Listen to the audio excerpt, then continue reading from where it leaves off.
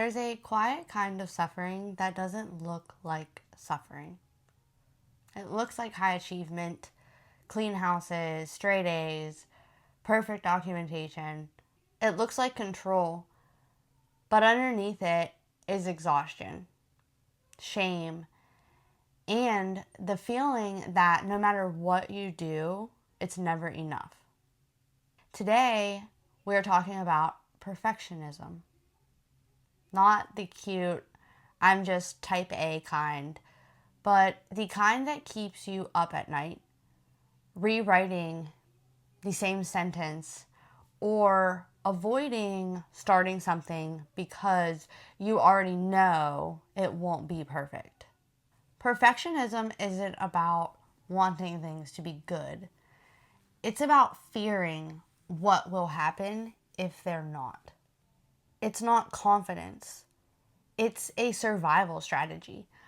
When you grow up in chaos or in a family where love and safety were conditional, you learn that control equals safety. And perfectionism becomes your armor. For a lot of people, it's not pride driving them. It's panic. It's anxiety. They're not trying to impress you. They're trying to avoid rejection, humiliation, or loss. Some myths about perfectionism: that perfectionists have high self-esteem. The truth is they have conditional self-esteem. The moment something goes wrong, they collapse internally. Another myth is it's just about high standards, or like they're just high maintenance. It's about fear. Again, it's about panic and anxiety and fear that making mistakes means unworthiness. A third myth is that perfectionists get more done. The truth is many perfectionists are actually procrastinators or have task avoidance, because if it can't be perfect, why even start? Or they'll redo something until burnout takes over and call it discipline. Neuroscience shows perfectionism lights up the brain's error detection systems, especially the anterior cingulate cortex, which constantly scans for potential what is wrong. Combine that with anxiety circuits, OCD-like rigidity, or trauma-linked hypervigilance, and you've got a brain that can't rest.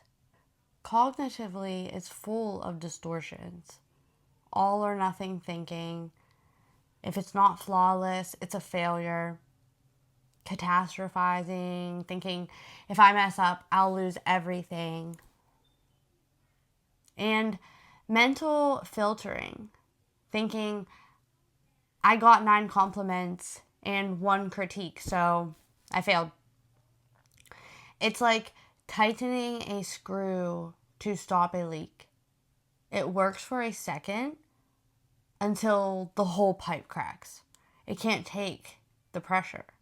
Perfectionism often grows in soil made of conditional love and chaos, in chaotic upbringings, chaotic households. If you learned that praise was the only way to earn affection, you internalized performance as identity.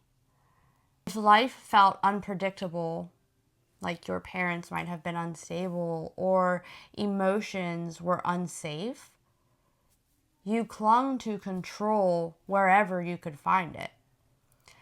And in adulthood, that turns into, if I can keep everything perfect, maybe nothing will fall apart.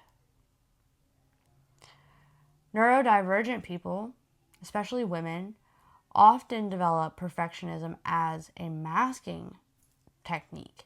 It's not about vanity. It's about blending in. It's about fitting in and surviving. It's why someone can be both gifted and terrified, successful and self-loathing.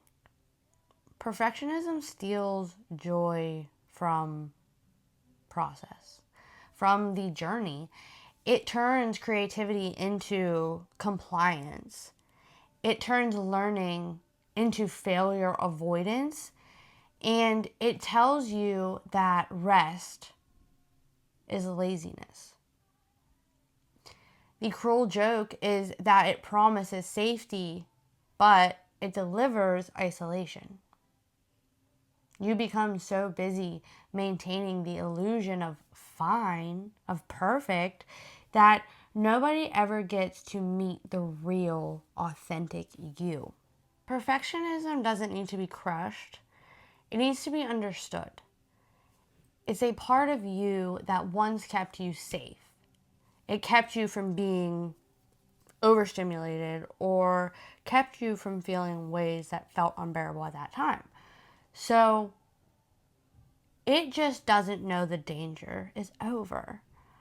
Healing starts when you replace being perfect with being present. When you start asking yourself truly, what if being human is enough? Time box your work. Give yourself permission to stop at good enough.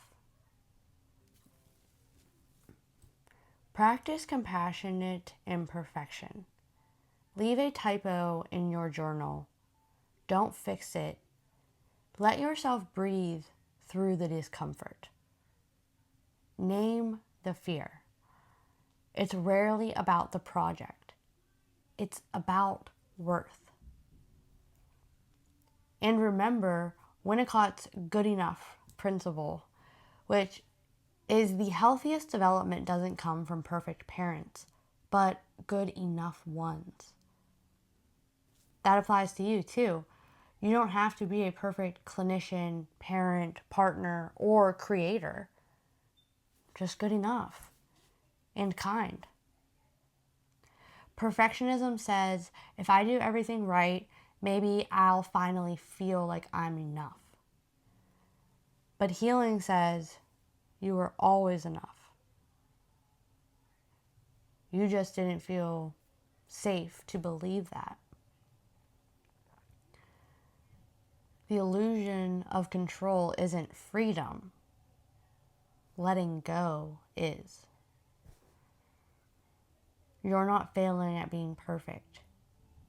You're learning how to be authentic and real, and that's where peace lives. Thanks for being here. I'll see you next time.